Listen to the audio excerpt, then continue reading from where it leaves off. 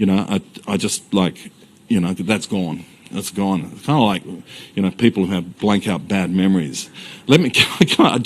Honestly, I wouldn't have, you've got one? Yeah. There's a whole hour special that I worked on a different program that was fairly... I'm not going to... Stephen Rice is the Australian's New South Wales editor. Ricey, we rarely get an insight into how government at the most senior levels operates. This is a pretty secret world. Fiona Brown paints a picture of the Prime Minister's office in panic when they first started hearing that stories were coming about Brittany Higgins. How, according to Fiona Brown in her statement of claim, did the staff in Morrison's office react to her and ask her to behave? Well, they reacted very badly as far as Fiona was concerned. They wanted to shut the whole thing down, and they appear to have felt that the best way to get rid of it was to freeze Fiona Brown out of all of it and just take it on themselves to try to kill the story or deal with the story as best they can. But part of their feeling seems to be, at least what they were telling her was, it'll all go away, don't worry about it, these things don't last. And we don't have the resources of, say, 60 even minutes. without the benefit of hindsight, that was, for some pretty experienced media hands, they clearly didn't have any idea how to deal with something. So what that means, this magnitude. In almost the most surprising of ways, Ricey, this is coming back around to Scott Morrison. The allegation from Brittany Higgins, which Morrison has always denied, was that there was a cover-up at the highest levels, and it was all about making sure Scott Morrison got re-elected. Fiona Brown and Linda Reynolds have said, and two courts have agreed, that they were not part of any conspiracy at all. But what Fiona Brown is describing is senior staff who were reacting to this as a political story, weren't they? They were. I mean, let's get one thing very clear, that neither Linda Reynolds nor Fiona Brown was involved in any kind of cover-up, and that's been established now by two very senior judges. But it does appear that when this story broke, there were senior people in the Morrison government who were prepared to, I won't say go to any lengths, but who I think acted, from what Fiona Brown is saying, who acted poorly in the way that they dealt with this. And part of that was that they literally froze Fiona Brown out of the whole process. They wouldn't let her in on their meetings. They wouldn't. They asked her for her evidence, but then apparently didn't do anything with it.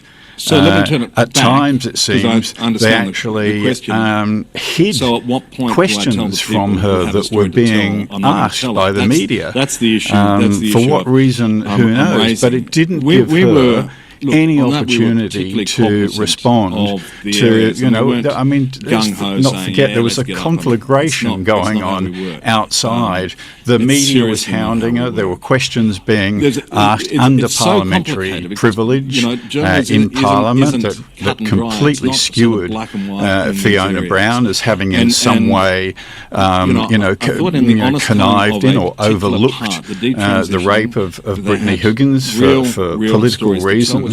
I mean, it was a very febrile atmosphere, and Fiona Brown was really given no chance at all to present her side of the story. And we made sure especially when Fiona Brown's story, as she has always maintained it, this is her version of events, was good for the government.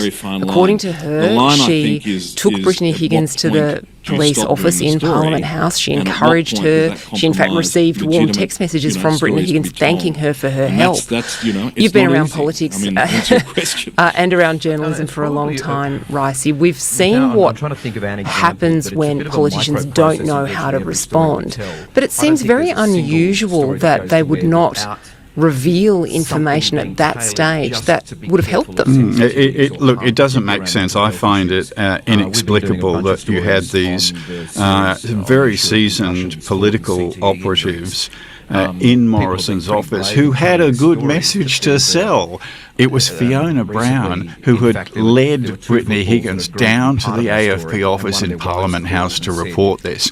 And they had as you say, they had a glowing text that Brittany had sent to Fiona Brown only a couple of months after the incident, which was absolutely praising Fiona for the great help that she'd given her during that whole period. And so they had that in their hands. Why didn't they offer that to the media? They didn't. Scott Morrison, as the kind of lightning rod for rage and anger about this whole issue, I think it was treated a little bit unfairly in some public discourse. You know, he was slated for saying, I talked to Jenny and Jenny talked me through why this was significant. I think he was reacting like many middle-aged men might, a little bit clumsily in his language, but there's no suggestion that he didn't actually grasp that a rape was bad or was serious. But it's Scott Morrison's interactions with Fiona Brown that are odd and interesting if we are to believe what she says in her statement of claim.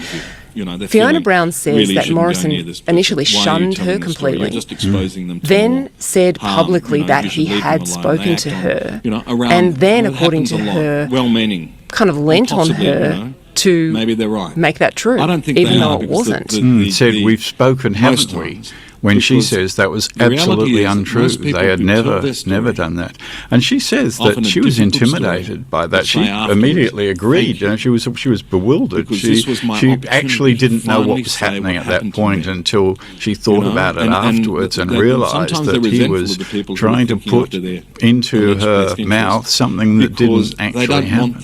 Now, of course, Scott Morrison has always denied wrongdoing. This is a statement of claim, so she gets to have her say. We're not going to hear his side of the story for a very long time until and if this matter makes its way to court. But this is part of a Fair Work claim by Fiona Brown against the Commonwealth. What does she want? Well, she wants an acknowledgement that she was wronged by the government. In legal terms, she wants the court to find that there was a breach of the Fair Work Act, that the Commonwealth did not live up to its responsibilities to keep her safe in her working environment, and she wants some damages for that. Let's not forget that her life was destroyed by this whole episode. She hasn't been able to work since.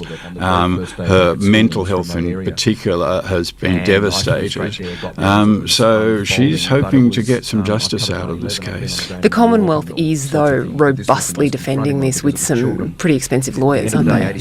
Extraordinary. The amount of money that they have thrown at defending this case. It would be remarkable enough anyway, even if you didn't contrast it to the amount of scrutiny that they gave to the $2.4 million that they gave to Brittany Higgins, which was no scrutiny at all.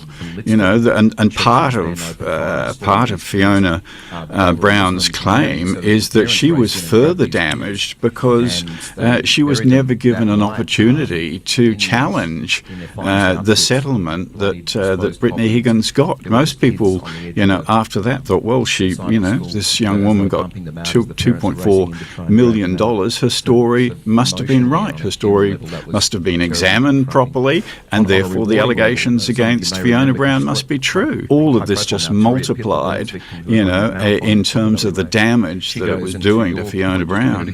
Stephen Rice, thank you very much. Her boyfriend when she was still in a coma, which sounds brutal, but there was just something in me that said, if this young woman has survived that